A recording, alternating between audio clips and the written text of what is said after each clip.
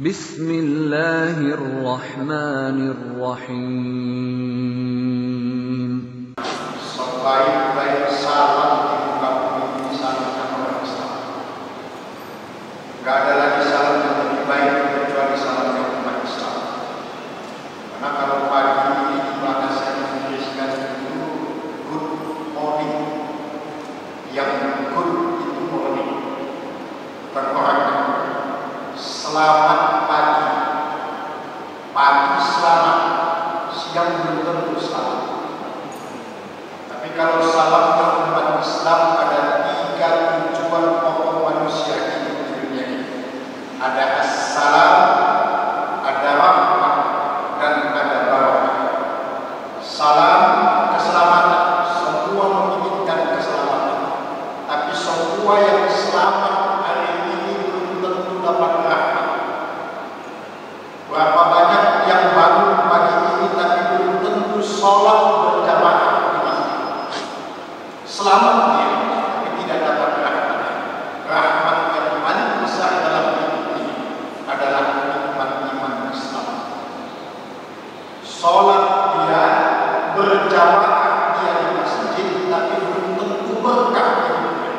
Sebab begitu selesai sholat dia pulang. Definisi berkah itu ziyadatul khair, bertambah-tambahnya kebaikan dalam hidup. Begitu selesai sholat dia pulang. Berarti selamat dapat rahmat tapi tidak dapat berkah karena waktunya tidak menambah kebaikan.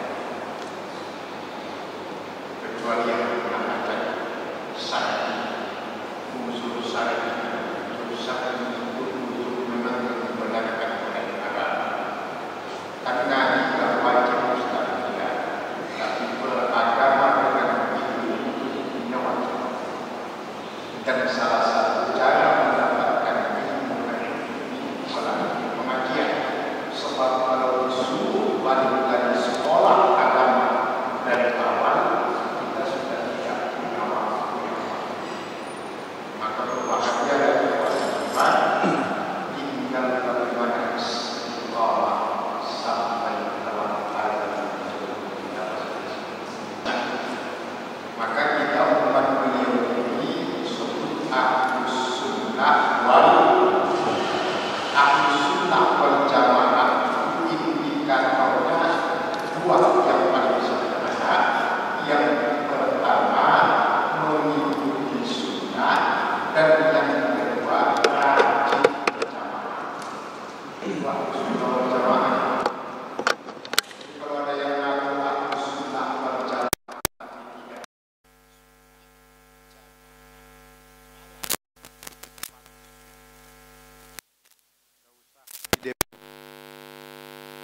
Ahlus Sunnah wal Jamaah ini 2 itu saja, mengikuti sunnah Nabi, rajin berjamaah.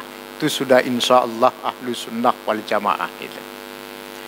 Jangan sampai ada cerita jarang ke masjid, sekali-kalinya ke masjid malah salah posisi, salah tempat.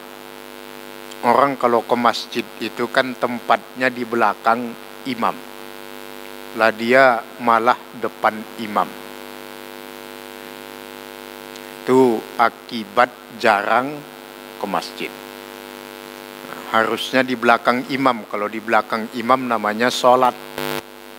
Kalau di depan imam namanya disolatkan. Jadi sekali-kalinya ke masjid itu saat disolatkan. Nah itulah yang dalam ajaran agama kita disebut gila.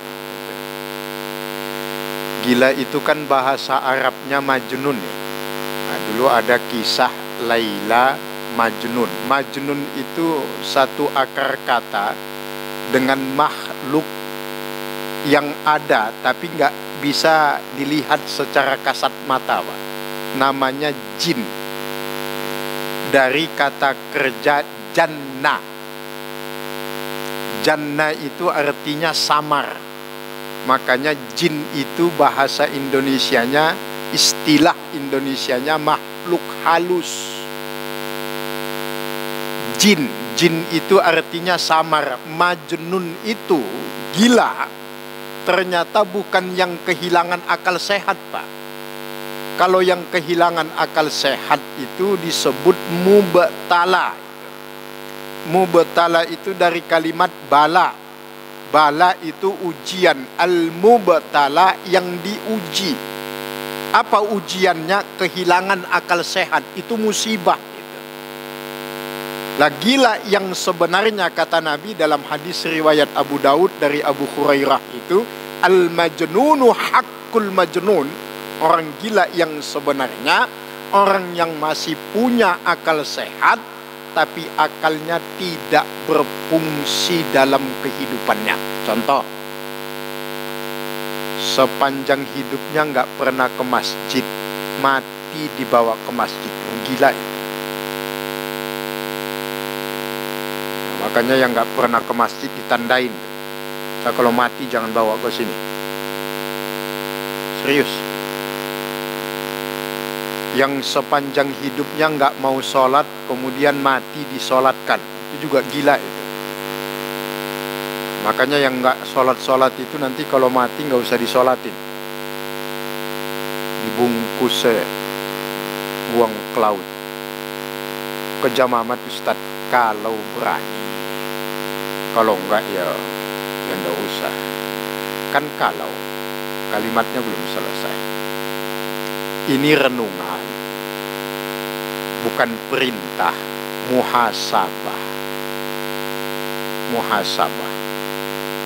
Orang yang pantas disolatkan ketika sudah wafat itu kan orang yang selama hidupnya itu sholat.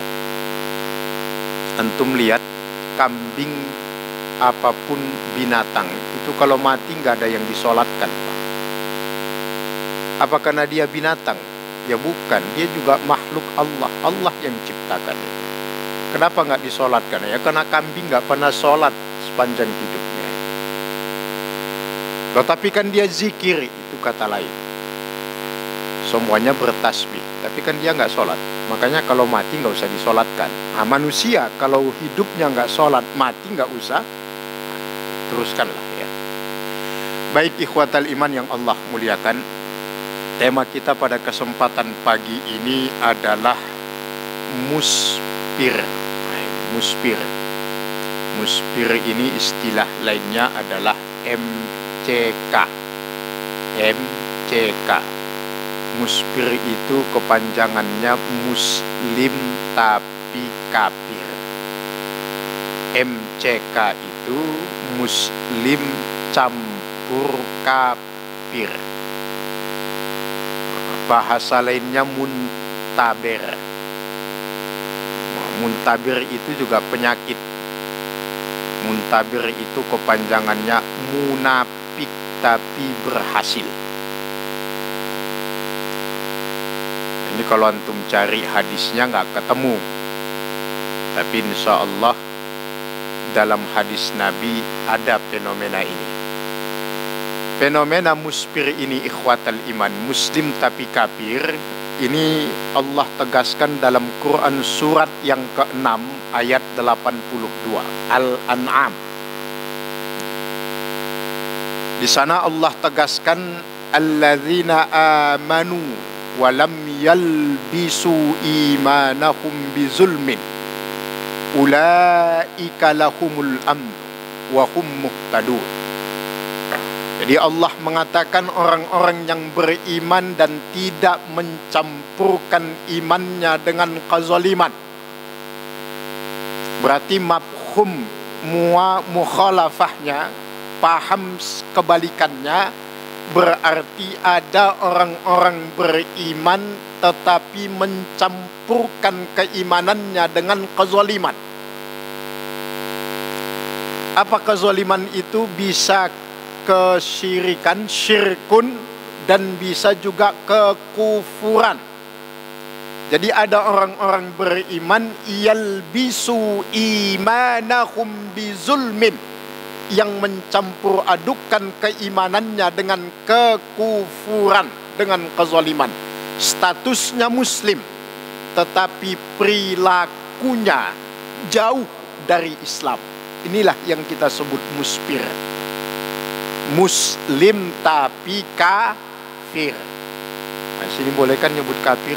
Boleh. Karena nggak ada padanan kata kafir selain kafir.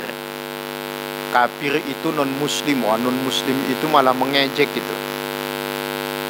Jangan antum sebut non muslim, karena non muslim itu satu bentuk justifikasi. Non itu artinya tidak, muslim itu selamat. Jadi non muslim tidak selamat, itu menghakimi orang namanya. Tapi kalau antum sebut kafir, nah, di dalam penyebutan kata kafir itu masih terselip doa dan harapan. Kafir itu kan artinya menutupi, yang menutupi, dari kalimat kafara, diambil oleh bahasa Inggris menjadi cover. Cover itu sampul, tutup. Kafara itu artinya menutupi.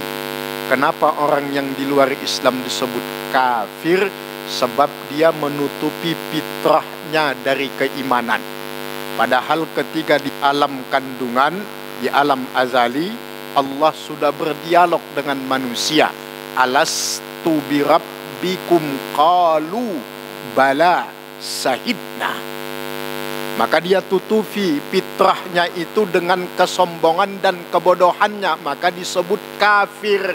Kalau kita menyebut orang kafir, terselip doa, sekarang engkau menutup diri dari beriman, tapi 10, 20, 30 tahun yang akan datang tidak menutup kemungkinan Anda beriman kepada Allah dan Rasulnya. Tapi kalau kita sebut non-muslim, itu sudah menghakimi itu. Nah, jadi jangan coba-coba mengganti istilah yang sudah Allah patenkan dalam Al-Quran. Hanya karena alasan humanis, apalagi toleransi dan sebagainya. Produk Allah itu yang sempurna dan menyempurnakan. Baik. Nah, kita lihat kenapa sampai muncul fenomena muspir ini, ikhwatal iman. Ada orang-orang muslim tapi kafir ini. Kita lihat dalam 5 indikator. Yang pertama, bagaimana sikap sebagian. Nah, ini jangan sampai ada ketersinggungan. Ini sebagian, tidak semuanya.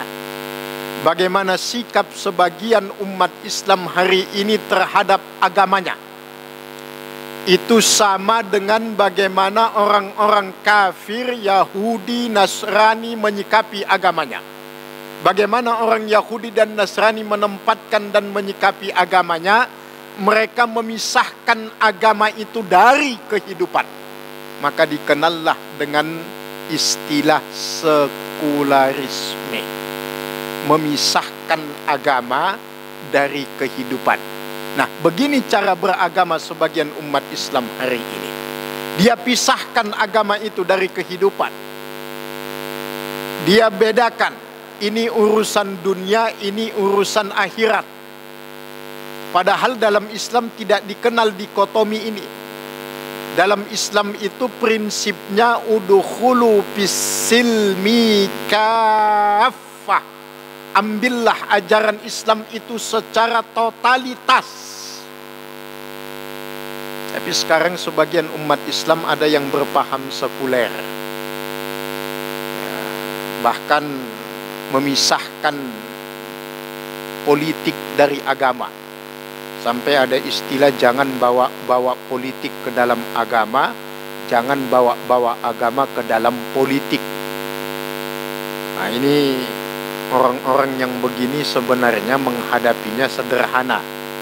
Cukup antum katakan kepada dia, jujurlah dan istiqomahlah. Loh, maksudnya gimana? Iya, jujur. Jangan hanya bilang politik tidak boleh dibawa ke dalam agama atau agama dibawa ke dalam politik.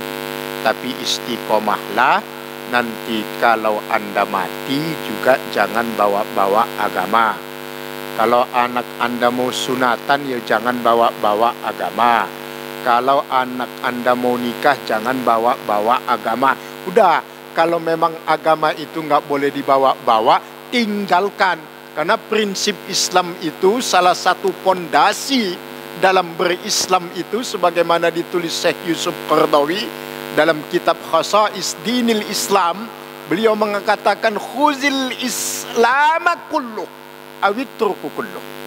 Ambil Islam itu seluruhnya atau tinggalkan Islam itu sama sekali. Selesai. Jangan yang ini diambil, yang ini ditinggalkan. Ini bukan masalah prasmanan ini.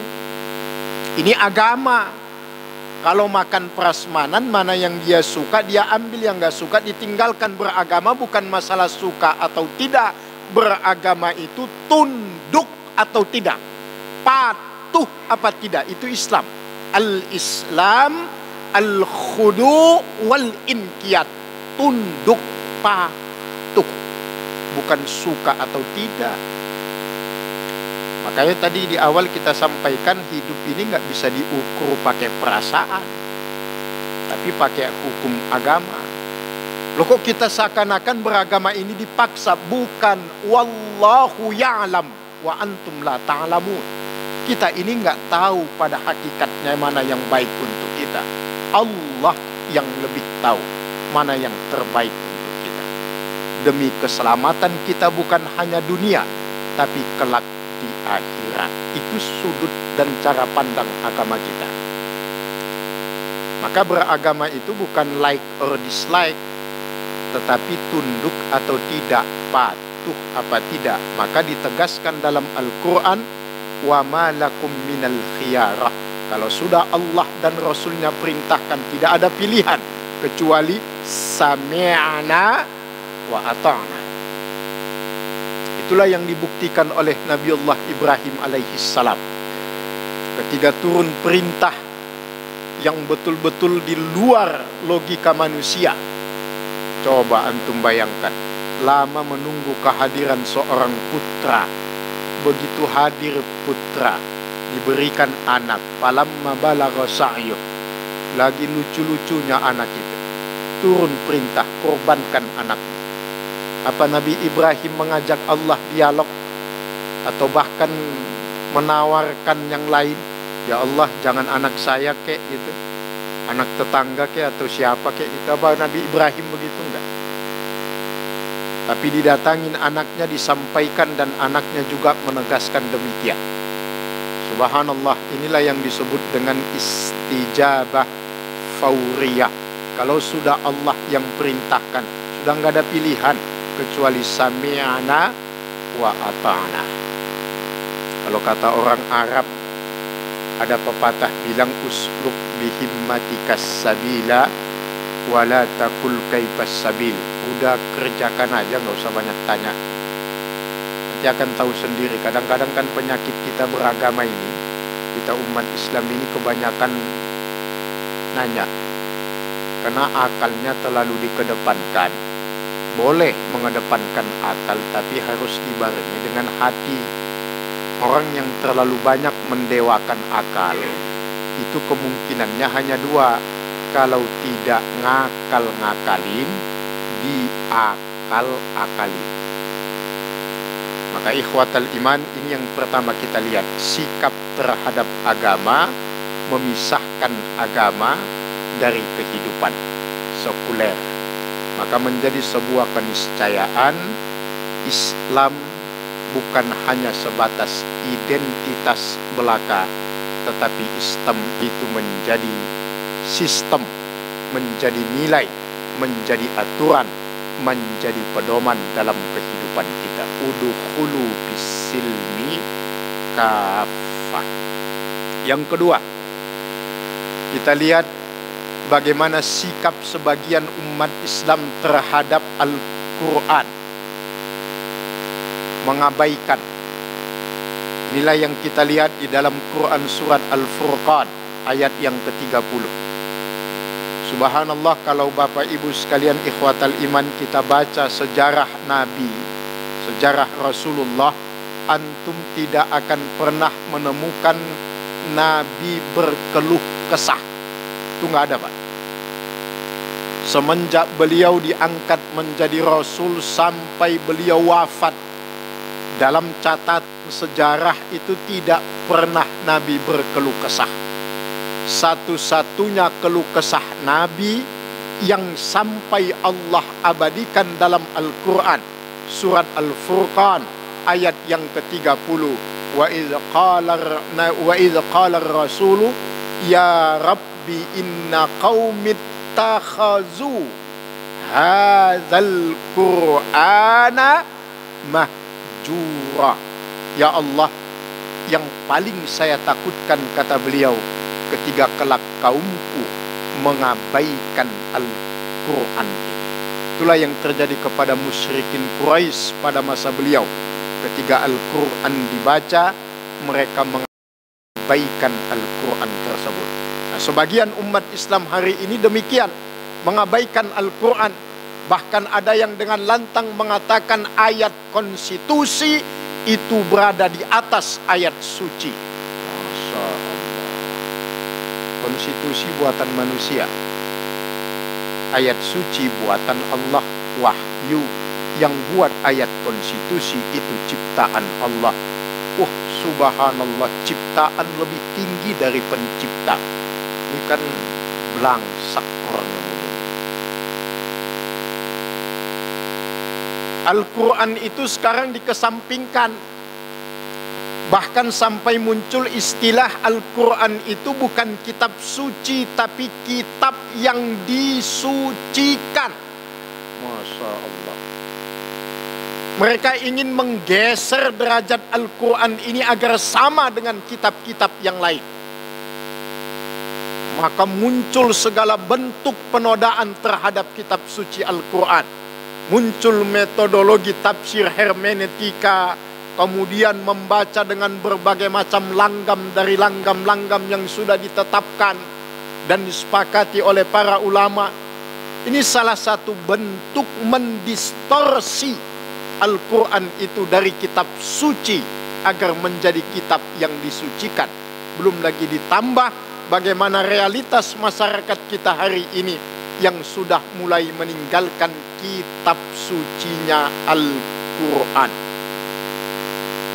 Makanya ada dialog di antara dua orang Yahudi. Dia mengatakan kepada temannya, saya mau menulis buku tentang kehebatan Yahudi. Kata temannya, jangan, nanti dibaca sama orang Islam. Kata yang mau menulis, tenang aja, gak bakal dibaca. Kalau dibaca gimana? Tenang aja, gak bakal paham.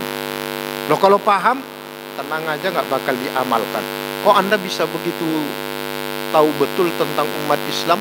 Itu buktinya orang Islam punya kitab suci yang super lengkap. Dibaca pun tidak, apalagi paham, apalagi mengamalkan. Maka ikhwatal iman usi nafsi wa iyyakum. Ibnu Qayyim Az-Zawzi menyarikan dari tafsir Ibnu Katsir, orang-orang yang termasuk kategori mengabaikan Al-Quran itu yang pertama, ummiyatul kitabah wal qiraah.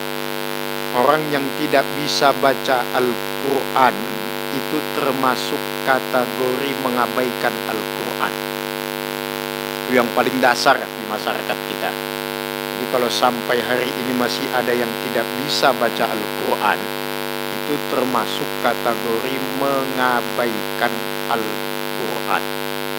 Maka antum tidak usah gengsi untuk belajar. Kalau malu belajar sama-sama, panggil guru ke rumah. Minimal ikhwatal iman, sebelum Allah memanggil kita, kita sudah bisa lancar membaca kitab sucinya. Kemudian termasuk ummiyatul hajrul Quran itu adalah juz'iyatul iman, parsialitas mengimani Al-Quran. Artinya satu ayat diimani, ayat yang lain ditinggalkan. Ayat poligami dia imani, tapi ayat tentang keadilan dalam rumah tangga dia tinggalkan. Maka ayatnya dia korupsi, dipotong. Fankihu ma tobalakum minan nisa'i masna wa sulasa wa ruba. Titik. Padahal itu masih koma. Lanjutan ayatnya masih ada. Fa in khiftum alla ta'dilu fawahidatan. Boleh menikah lebih dari satu kalau mampu bersikap adil. Maka pertanyaannya, siapa yang bisa adil? Maka Allah ikat sesuatu yang tadi meluas menjadi menyempit. Itulah kaedahnya idzat tasa'at doqot. Segala sesuatu yang sudah meluas itu di ujungnya nanti pasti menyempit. Kenapa? Agar manusia tidak salah menerapkan hukum itu. Maka kalau ditanya hukumnya poligami wajib, tapi penggunaannya itu yang harus diperhatikan. Itu salah satu contoh. Ada ayat poligami diimani, tapi ayat tentang keadilan tidak diimani. Ini disebut dengan juz'iyatul iman. Itulah fenomenanya, Bapak Ibu sekalian ikhwatal iman. Jadi Al-Quran itu sekarang sudah mulai diabaikan. Yang ada kan musabaqah tilawatil Quran. Dari dulu sampai hari ini, walaupun sudah ada yang lain, musabaqah hifzil Quran, musabaqah fahmil Quran, tapi dari dulu yang selantiasa digandrungi kan MTQ, bagus-bagusan suara membaca Quran. Yang nggak salah, nggak. Tapi kalau hanya cukup sampai di situ, itu yang jadi salah. Jadi sekarang bagus-bagusan. Sama, kita juga masyarakat kita tiap tahun memperingati nuzulul Quran. Salah? Nggak salah. Cuma yang jadi masalah itu, Al-Quran itu turun untuk memperingatkan kita, bukan untuk diperingati. Hakikatnya loh ya, hakikatnya nggak ada yang salah sebenarnya. Semuanya lah seperti dinamika yang muncul amaliyah di masyarakat kita. Saya ditanya orang, Ustadz, maulid itu salah nggak? Saya bilang, kalau hanya tidak berhenti pada maulidnya, nggak ada masalah. Berkumpul, kemudian mengekspresikan cinta kita kepada Rasulullah. Yang jadi masalah, maulidannya sampai jam 1, jam 2 malam, subuh hilang. Itu masalah itu. Terus yang diteladani itu apa? Ngadakan maulid gegap gempita tapi sholat subuh enggak. Kan salah jadinya begitu, Pak. Maulid oke, subuh sop yang pertama, enggak apa-apa. Nah, yang dikritik itu kan berhenti hanya pada sebatas seremonialnya, itu yang jadi masalah, Pak. Nuzulul Quran, mau antum peringati nggak ada masalah, tapi yang jelas Quran itu turun untuk memperingatkan kita, bukan untuk diperingati. Kalau kita berkumpul untuk mentadabburi, mempelajari Al-Quran, bagus. Bukan sekali setahun, tiap saat nuzulul Quran itu.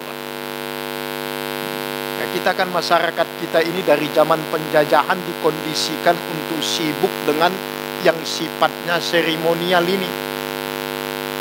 Pokoknya yang seremonial, yang sifatnya apa itu, upacara apa itu selesai udah, yakin masuk surga udah.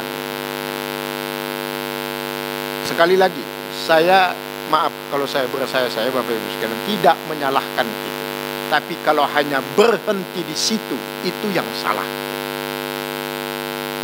Ayolah dikembangkan. Ekspresikan cintanya kepada Rasulullah itu dengan benar. Sama, kita tidak anti peringatan 17 Agustus.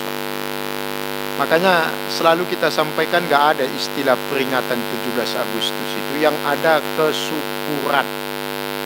Kesyukuran itu bukan diekspresikan dengan gegap gempita, hura-hura. Ini siapa yang ngajarin peringatan 17 kesyukuran 17 Agustus isinya pertandingan-pertandingan itu, siapa yang ngajarin, Pak? makan kerupuk, panjat pinang.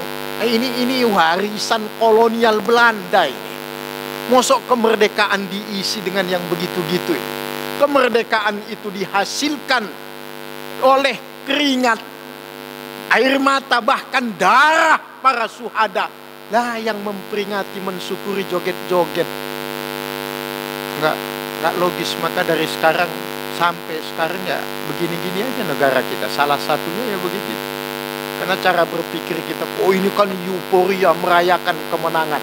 Nggak ada istilah dalam Islam merayakan itu. Kesyukuran, mensyukuri nikmat kemerdekaan itu.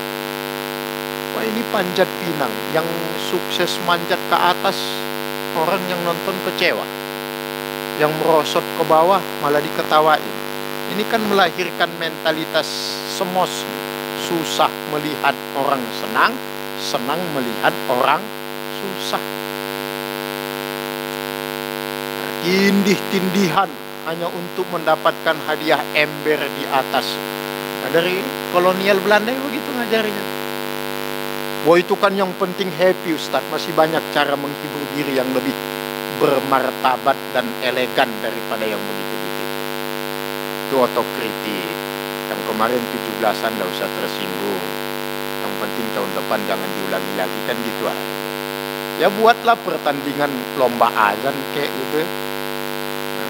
Lomba baca Al-Quran, lomba masak. Habis selesai masak makan bareng-bareng, kenyang, enak. Lomba-lomba makan kerupuk, udah gitu kerupuknya diikat di kaki lagi, masa. Bahkan sekarang muncul lomba-lomba yang menjurus maksiat. Suami istri joget pakai balon, atau suami joget dengan istri orang pakai balon. Nggak jelas, nggak jelas. Ya begitulah yang teriak-teriak saya Indonesia, saya Pancasila itu yang begitu. Mohon maaf, kritik bukan kritik karena nyinyir atau sinis atau apalah namanya, tapi kritik karena kecintaan. Baik, jadi bukan ujaran kebencian ya Pak ya, ini ujaran kecintaan, bukan kebencian. Jadi nanti tolong jangan disepiralkan. Spiral itu apa? Ya, spiral. Tolong jangan dipiralkan maksudnya. Baik, yang ketiga, sikap terhadap dunia. Bagaimana sebagian orang Islam hari ini menyikapi dunia itu seperti orang Yahudi. Orang Yahudi dalam Al-Quran surat Al-Baqarah ayat 96, Allah katakan la tajidanna akhrasan nas ala hayatid dunya. Orang-orang Yahudi, Nasrani, orang-orang yang paling rakus terhadap dunia. Dan sebagian umat Islam menyikapi demikian hari ini. Oh, berarti kita nggak boleh ngambil dunia. Ikhwatal iman, cara pandangnya yang harus diperbaiki. Kaya itu penting, tapi jangan yang penting kaya. Itu yang diajarkan agama kita. Kalau bisa kaya, bagus. Nabi tegas mengatakan al-mu'minul qawiyyu ahabbu ilallah minal mu'minid dhaif. Mukmin yang kuat lebih Allah cintai, termasuk kuat dalam ekonomi. Kaya itu penting, tapi jangan yang penting kaya. Kalau prinsipnya sudah yang penting kaya, rumusnya cuma 3H. Halal, haram, hantam. Itu yang nggak boleh. Karena di dalam agama kita, min aina iktasabtahu wa aina anfaqtahu, itu nanti ditanya di akhirat. Hartamu dari mana kau dapatkan dan di mana kau habiskan, itu dipertanggungjawabkan. Summa latus alunna yauma idzin anin naim. Coba kalau kita lihat berita di TV tentang koruptor, Pak. Itu ada koruptor di sidang. Itu jaksa penuntutnya itu bawa buku dakwahan tebalnya luar biasa, Pak. Nggak bisa diangkat, pakai troli bawahnya. Itu kan auditornya manusia itu. Manusia itu auditornya. Di akhirat nanti yang mengaudit kita itu yang menciptakan auditor tadi, Pak. Kira-kira berapa tebal buku catatan kita nanti di akhirat itu? Semuanya latus alunna yauma idzin anin naim. Sekecil apapun nikmat, nanti Allah tanya kita. Sandal kita ditanya, apa punya sandal bagus, kata Allah. Punya. Oh, mana sekarang? Hilang di masjid. Gak ada masalah. Sandal hilang di masjid gak ada masalah. Yang masalah itu punya sandal bagus tidak pernah dipakai ke masjid. Itu yang masalah. Kalau masih kehilangan di masjid, bersyukurlah. Insya Allah nanti sandalnya masuk surga. Ikut rombongan terompahnya Bilal bin Rabah. Terompahnya Bilal bin Rabah udah kedengaran suaranya nyampe surga, Pak. Tapi mudah-mudahan bukan cuma sandalnya yang masuk surga, orangnya juga mudah-mudahan. Khawatirnya sandal masuk surga, orangnya ya, artinya ikhwatal iman yang Allah muliakan, kaya itu penting, tapi jangan yang penting kaya. Silahkan cari dunia, tapi jangan sampai mencintai dunia. Butuh dunia itu fitrah, tapi mencintai dunia itu musibah. Baik, yang keempat, sikap terhadap akhirat. Bagaimana sebagian umat Islam menyikapi akhirat hari ini, sama seperti orang Yahudi menyikapi akhirat. Dalam Al-Quran surat Al-Baqarah ayat 80, ada satu kalimat yang Allah abadikan, yang selalu diucapkan orang Yahudi untuk menghibur diri mereka yang telah banyak berbuat dosa. Apa kata mereka? La yamassanan nar illa ayyaman ma'dudat. Paling nanti di neraka cuma beberapa saat saja gitu. Jadi meremehkan. Sebagian umat Islam juga kepada akhirat sekarang meremehkan, Pak. Ditanya, Pak Haji, nggak sholat subuh? Besok kan masih ada subuh. Gitu. Enak jawabnya, enteng. Nggak sholat, Mas? Oh, besok kan masih ada. Betul, besok masih ada subuh, maghrib, isya, zuhur, asar. Besok, minggu depan, bulan depan, tahun depan, 20, 30, 40 tahun ke depan, insya Allah syariat sholat tidak akan hilang dari muka bumi Indonesia. Yang jadi masalah, besok sampean masih ada apa tidak? Meremehkan sekarang. Allah, akhirat itu kan dongeng. Ada yang ngomong begitu, Pak. Ilusi itu. Kayak udah pernah ke akhirat aja, sok tahu tentang akhirat. Bukan sok tahu, itu informasi Quran, itu informasi hadis. Kita beriman kepada Quran, beriman kepada hadis. Kok malah dikatakan akhirat itu ilusi, dongeng, meremehkan. Inilah cara orang-orang Yahudi menyikapi akhirat yang sekarang diadopsi sebagian umat Islam. Udah nggak pada takut mati, Pak. Masalah bangsa ini, mau korupsi, mau apapun namanya, kan cuma satu. Karena nggak pada takut mati, itu aja penyebabnya. Mulai dari presiden sampai RT, kalau semuanya pada takut dan ingat mati, insya Allah amanah. Tapi kan udah nggak takut mati, bahkan lupa mati, bahkan ada yang nantangin mati. Waliyazubillah. Jadi akhirat diremehkan. Dan yang terakhir, kelima, ikhwatal iman, bagaimana sikap sebagian umat Islam terhadap tokoh agamanya. Allah gambarkan orang-orang Yahudi di dalam Al-Quran, yattakhiduna ruhbanahum arbaban min dunillah. Mereka menjadikan rahib-rahib, tokoh-tokoh agama mereka sebagai Tuhan selain Allah. Jadi sikap sebagian umat Islam terhadap tokoh agamanya sekarang itu sudah sampai pada derajat yang mengkhawatirkan, yaitu kultus individu. Apa kultus individu itu? Kalau bahasa Tegalnya ada istilah pokoke. Pokoke Kiai Inyong, mau salah mau benar nggak ada urusan, yang penting kiai saya. Jadi ini orang-orang yang udah salah ngotot salah.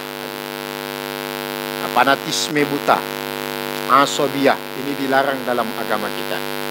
Cinta hormat kepada ulama itu wajib selama ulama tersebut masih taat kepada Allah dan Rasulnya. Cinta dan hormat kepada pemimpin itu wajib selama para pemimpin itu taat dan patuh kepada Allah dan Rasulnya. Mau ustadz, mau kiai, mau habib, mau ajengan, mau tuan guru, siapapun, selama dia taat kepada Allah dan Rasulnya, kita taati. Tetapi ketika dia sudah tidak taat kepada Allah dan Rasulnya, tegas, la ta'ata li makhlukin fi ma'siyatillah. Tidak ada ketaatan kepada makhluk dalam bermaksiat kepada Allah. Wah, sorbannya gede ustadz, gak ada urusan. Kemana-mana pakai jubah ustadz, gak ada urusan. Jenggotnya panjang ustadz, Abu Lahab lebih panjang jenggotnya, gak jadi ukuran. Selama dia taat kepada Allah, kita taat. Dia keluar dari jalan Allah, tinggalkan. Mau ustadz, mau kiai, mau apapun, itu aturan main dalam agama kita. Gak ada kultus. Wah, pokoknya ustadz saya, mau salah mau benar ustadz saya pokoknya. Tuh, nah ini yang repot, yang begini-gini. Sehingga muncul istilah pasukan berani mati membela kiainya. Itu bukan pasukan berani mati, itu pasukan takut hidup itu. Maka ikhwatal iman usi nafsi wa iyakum, hormati, tempatkan semuanya secara adil. Secara adil, mau siapapun. Nah, maka subhanallah, dalam Islam itu semuanya bukan ukurannya berdasarkan ilmu dan iman, bukan status. Maka jangan fanatik. Maka inilah ikhwatal iman, 5 indikator terhadap yang disebut dengan muslim tapi kafir. Sikap terhadap agama, sikap terhadap Al-Quran, sikap terhadap dunia, sikap terhadap akhirat, dan sikapnya terhadap tokoh agama yang sudah banyak mengikuti orang-orang kafir. Ini saja Bapak Ibu sekalian. Sebelum kita tutup, ada pertanyaan? Alhamdulillah nggak ada. Baik.